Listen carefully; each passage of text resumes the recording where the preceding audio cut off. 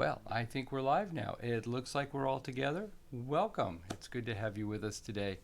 I'm Dr. Jerry Cartsinell. I'm a board certified pediatrician, been working with pediatrics for over 30 years, and I specialize in taking care of children on the autism spectrum and all those other quirky neurodevelopmental issues that come along with that. Guys, it is great to be here, and I gotta tell you something. So very often, we're asked here, my front office asked, uh, what do I do? What is this what are you doing, this biomedical thing that they don't know? So, this is for people who are new to the practice or considering the practice. What makes us a little different? Well, first of all, um, I see children with autism, and I give you more than 7 minutes and 32 seconds. That's number one. We spend generally an hour or even 2 hours with some of the more complicated kids, and I tend to review all of the medical records before they even come into the office.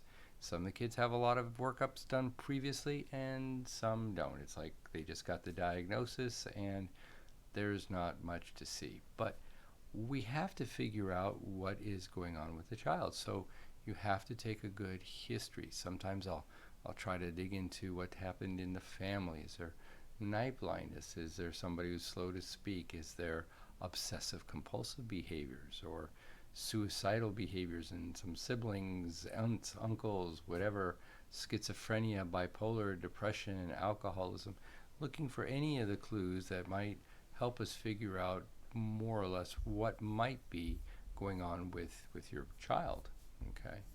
Also, we have to try to figure out is what your child going through due to some kind of a toxic event or a chromosomal event or something in utero. There's a lot here. But bottom line is that there are a lot of underlying medical conditions that I can fix that will make the autism issues less dominant so that they can have a better quality of life in our world. And sometimes I get attacked on that. It's like, why do you treat autism as if it's a disease? It's not a disease. It's an alternate way of growing up.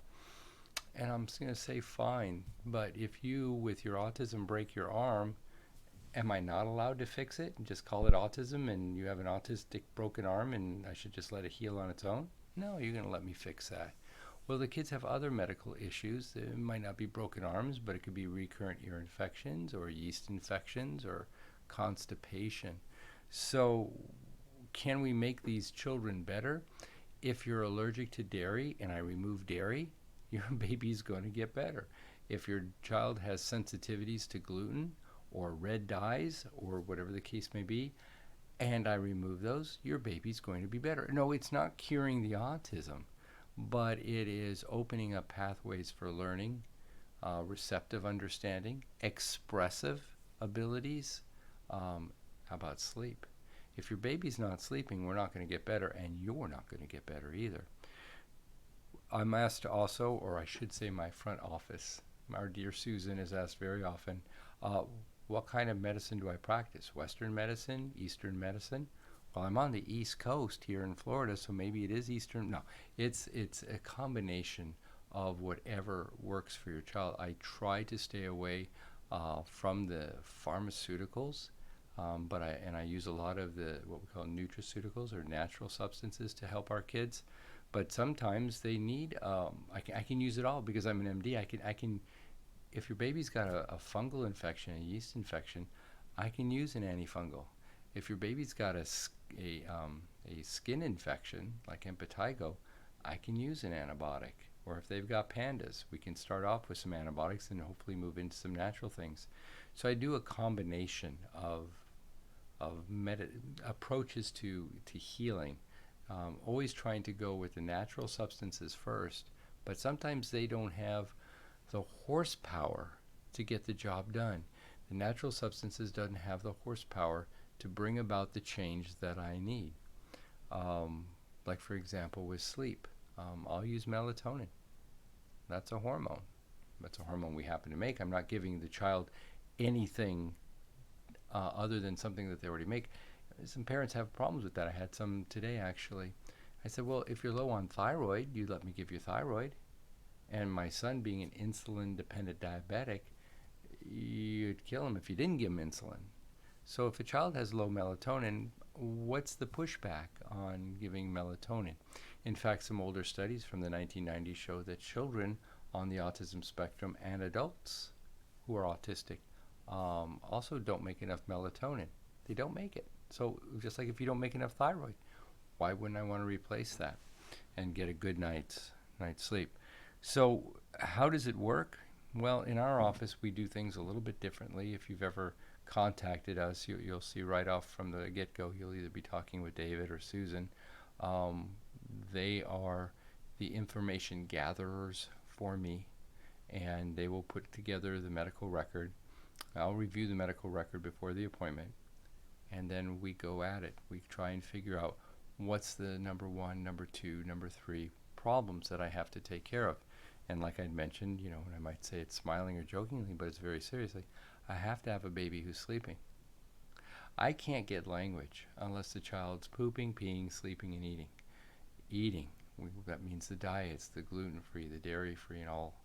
So what I'm trying to do is bring about changes in the physiologic function of that child to promote the best ability to operate in our world. And for the most part, that works pretty darn good. It's pretty exciting. But as you know, as you've seen other children on the autism spectrum, they're so totally different. And your child is different than the next child. And it's obvious when you go into a classroom, if they let you, and it's not a HIPAA violation, that is, and see how the other kids are operating. They may have all that same diagnosis, autism, but they're so totally different from each other. And that's why I don't have a cookie cutter approach. I don't have a checklist for labs. I don't have a checklist for supplements. I listen and I try and figure out what can I do to bring about the most change in this family in the shortest period of time, because I'm a dad of one of these kids too. And it's like, well, I don't want this to work in 6 months. I want this to work in a few days. Sometimes we have to wait, like with getting language, but sometimes with sleep, definitely want to be right on spot and get that thing going. So, then the question that we're asked a lot, and this is a hard one for my front office, will Dr. Jerry cure my kid? And that depends on the degree of damage that's in your child. So if you are, say for example, you broke your finger, okay? You broke your finger. I can set that finger. If it's fractured inside, we may need to have an orthopedic surgeon go in there and pin it, okay, and then cast it. And when we're all done, it works pretty good. It's not quite the same as it was. That's what we try and do. But if you come in and your finger is amputated, there's nothing left. There's not much I can do. And some of our kids, some of the damage that's done in the brain is pretty darn significant. Thank God the brain can repair itself and heal itself. I just need to drop off the building blocks, kind of like a home construction site. You drop off the lumber, you drop off the cinder blocks, you drop off the bricks, the tiles for the roof. The guys know what to do. They can build it. I'm just making sure that whatever that child needs, we've got ample amount in the body, so we're maximizing the ability for the body to heal itself. I have a great appreciation for how the body heals itself. I don't help the body heal. I just try to recognize, what does it need? What are we missing? Or what do we have to take away? Meaning, if you're allergic to dairy and you keep eating dairy, I can drop off the good building blocks, but if I don't take away the dairy, it's like the carpenters are on strike. It's just not going to happen. So I'm going to remove things that are caustic, that are detrimental, that are inhibitory for the repair process. And then I'm going to bring in things that have been shown to really accentuate healing, accelerate healing, and bring about healing. Now the cure, that depends on, again, the level of damage of the child coming in, how early I take care of them. Am I taking care of an 18-month-old or an 18-year-old? Obviously, when I see a child who's between, the younger kids, my goal is to see if I can get them into a regular kindergarten. indistinguishable from their peer group. That's our goal. I've been told, well, that's kind of like false hope, right? I said, no. I mean, if you had a child with leukemia, the goal is what? Cure. Is that a false hope? No, that's the parental desire. We're doing this, and there's a lot to be done when a child has leukemia or like diagnosis. We're looking for the body to heal itself and no longer carry that diagnosis. And that's what we're trying to do. So cure is kind of a nebulous term. What I try and do is get them so they are operating at the same level of their peers, maybe indistinguishable from their peers. I always say they're going to be quirky through all this, but usually, and you know me, I always pick on men, dads are quirky. So they're going to be like their papa. They're going to be a little quirky. But we're trying to give them the best opportunity. As I used to say, like with my son, we're fighting for his life. Yeah, if we left him where he was, it wouldn't be very good. But these kids can experience joy and have fun. I want them talking. I don't want them to be plagued with their OCD. It can be a struggle, though. I'll tell you, some of these behaviors, like obsessive compulsive behaviors or the ritualistic behaviors, they can be really well entrenched in the brain, and they are a hard thing to bust up. But if one thing doesn't work, we just move on to the next. So one of the things that I do is keep working at repairing the children. And, you know, in medicine, we're always learning. In medicine, we're always learning. That's why I guess they call it a practice. We keep getting better and better. How long does it take is another question. Again, it depends on the degree of damage and the age that I see the patients. Parents, of course, you know, they make me look good. It's easy for me to say, oh, you need to be on a low oxalate diet, and you need to take these 4 supplements, and you have to give these B12 shots every other night. And but guess who does all that work? Mom, dad, grandma, nanny. There's a lot of work to be done. Sometimes the school has to be involved. So another question as well, what exactly do you do? Well, as a physician, I am, as a pediatrician, I know children pretty darn well by now, 30 years, and I'm looking for, when they come in, I'm looking at how they move, how they walk, how they regard toys, things on the wall. Are they bouncing on the couch? Are they throwing things at the walls? Are they throwing things at me? Are they screaming? Are they just grumpy gills? They're just so miserable in the skin they're in. Are they happy? Are they cherubic? Are they skinny? Are they fat? Do they have lots of energy? Do they have no energy? Eye contact, turning to the name.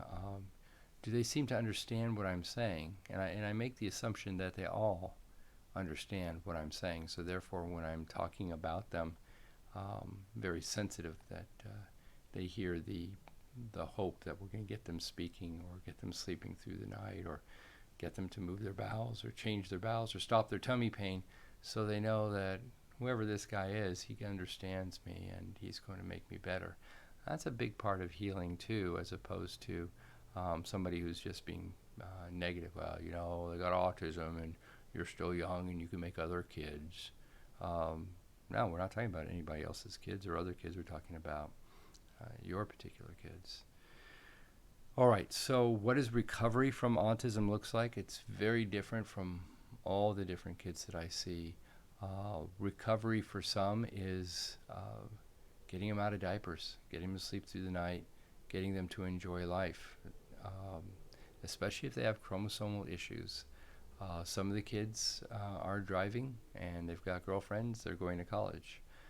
Some of the kids I struggle with. I mean, it's really tough getting some of these kids out of diapers. They just aren't connected to their bladder. They're not connected to their rectum. What does that mean? It means that they don't respond to that stimuli in a normal fashion. I mean, when you and I feel like our bladders are full, it's probably the same feeling. And when we go use the potty, the relief that we get for going is probably the same thing. We don't talk about it as adults, but there's a need, an urgency. We feel that. We act on that urgency, and we get a couple of cookies. It feels really good. Or if you're like David, you do get a couple of cookies. So there's a stimuli and there's an appropriate response. And it could be the stimuli of looking at food, and the inappropriate response is, I'm not eating any of this. I just want to eat crackers or lollipops or whatever.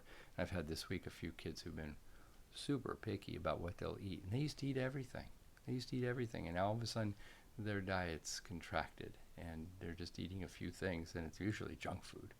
Okay. So that's another aspect. So the analogy is, how do you eat an elephant? One bite at a time. So what does recovery look like? Recovery looks to me like in stages. We're getting them sleeping. We're regulating their bowels. We're giving them good nutrition. Because again, if a child is only eating a carbohydrate diet, I know they're going to be protein malnourished. I know they're going to be vitamin malnourished, mineral malnourished. So I'm going to start to resuscitate their vitamins, their minerals, their omega oils. And then we can get into fine-tuning. What do I know for focus and concentration? Because this kid's definitely got a case of attention deficit disorder and hyperactivity. What supplements do I have or use to help with focus, concentration, hyperactivity? What supplements do I have that will help accentuate gut healing or quell inflammation, chronic inflammation, like these are children who respond to Motrin, for example. There's something inflamed. I got to figure out, well, what is inflamed? Is it bowel bacteria, yeast, something else like mold that's signaling inflammation? So as you can see, it's a great for me, it's like being like Sherlock Holmes. It's a great honor being a part of this family and trying to sleuth our way through what's causing this child not to be able to recover, what's holding the child back from recovery. Again, it goes back to making the assumption that the body can heal itself if given the right supplements, or taking away things that are bothering or hampering the recovery process. So therefore, the length of time can take anywhere from 6 months to a decade or more, depending on what's going on in that child and their ability to recover, how they were wounded too. Okay, so that's kind of, oh, there's another question there. I heard you cured this kid, but how come you can't cure mine? Well, that would be my wife saying that to me. How come you cure other people's kids, but we're still struggling with Josh? It goes back to that degree of damage that's done, and whether something's a little bit crooked, something's really nicked, or something is amputated. And by amputated, I don't mean physically amputated, missing. I'm talking about just an area of the brain that's just not functioning. Sometimes I refer to a motor as the handwriting motor isn't working, okay? So therefore we have to work with the typing motors. That's a different part of the brain.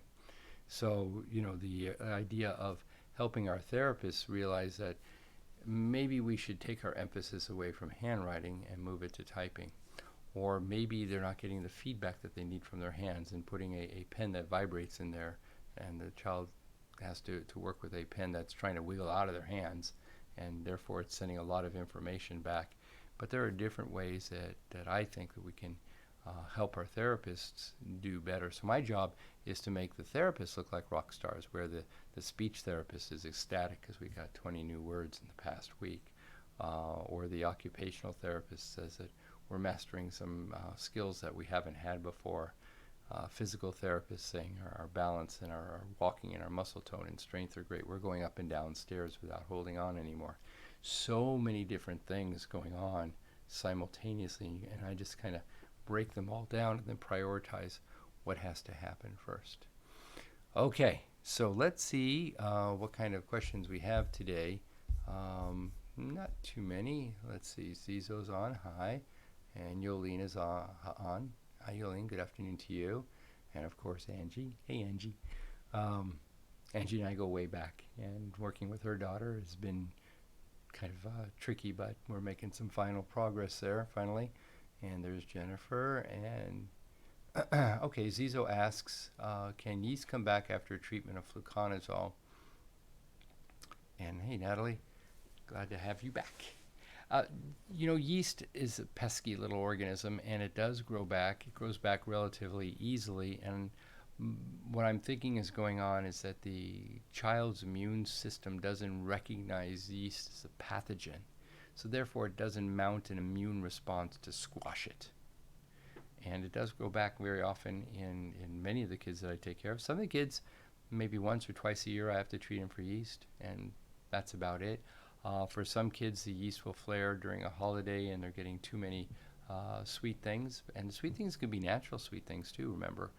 Yeast don't care what its sugar source is, whether it be high fructose corn syrup, which is or table sugar, or French fries. Remember, French fries, starches are converted to sugar. So yeast can feast on a lot of things, okay? And so they grow back. Difference is when we were kids, we didn't have to be treated with antifungals when we were 4 or 5 or 6. How come? Because our immune system knew what yeast was and said, you can't grow here. So yes, so I have to, with some of the children, treat them with an antifungal more than once, and I put them on a great probiotic to see if we can't keep that living quarters down. In other words, yeast like to have a place to live, and if I've got that place to live crowded out with healthy probiotics, and it's harder for them to grow. We can give probiotics that actually kill yeast, Saccharomyces boulardii. So we're basically using chemical warfare. Saccharomyces boulardii also is a yeast. It doesn't seem to be toxic to us, but I think some kids can be allergic to it. But they liberate a chemical that keeps other yeast from growing, so I can do that too. So changing the diet, putting them on a good probiotic, and then there are some natural things like garlic or whatever that we can use that really inhibit the growth of yeast. So that's a good question. Kai asks, hey Kai, hi, would you put a 5-year-old on deer antler velvet for speech? My son sleeps well and grinds his teeth, has candida. We've done 4 rounds of diflucan and 2 months of nystatin. He reads words on a 2nd grade level, but his speech is at a 3-year-old. Let's see what else it says. See more. Let me push the button. And then it says, help. I think that got translated wrong somewhere. Okay, so I've not used deer antler velvet for speech. There are definitely other things that we can use for speech, so I'm not familiar with that particular approach.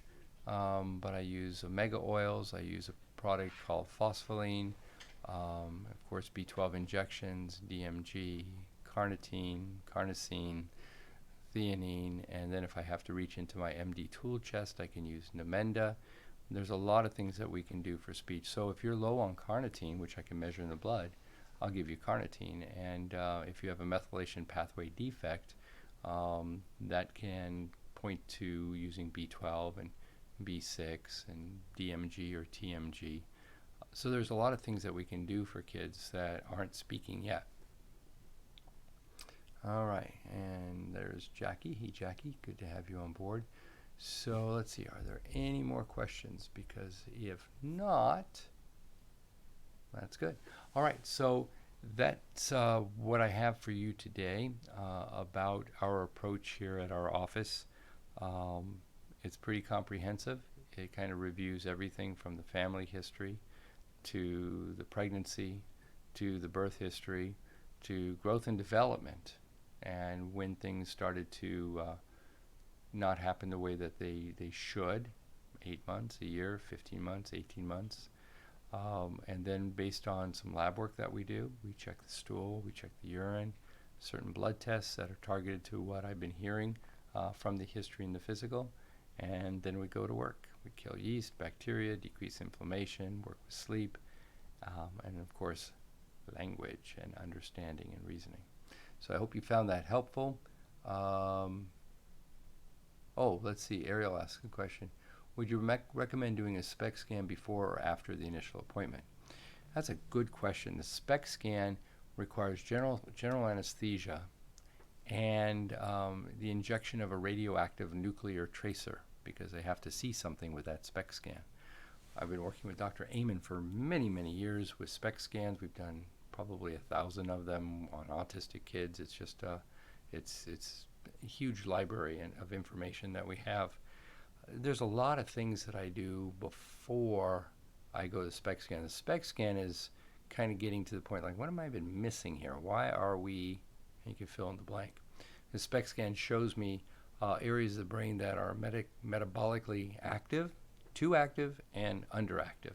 And based on that, it might help me tailor supplements or medications to alleviate those issues. So I tend to do the SPECT scan later on, if need be, later on in the workup and treatment of a child. It's not something I go right to. It just tells you areas that are metabolically active, too active, or underactive, but that's where it's limited to. But I think there's a lot of value for it in a certain select group of kids, but not everybody, for sure. Because sometimes we get the kids so much better we don't even have to do that SPECT scan. All right.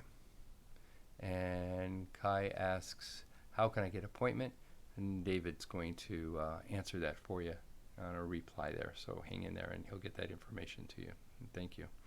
All right, guys, I am done for the day. I'm done for. I got more patients to take care of, as you can possibly imagine. And if you have any questions, be sure to go ahead and email us. And love to hear from you. This is your time, and I'm just excited to answer any of the questions that you have one-to-one. This is super. Guys, have a great rest of the week. Stay healthy, stay well, and hopefully the rest of this country will warm up. And we'll talk to you all later. Take care now. Bye-bye.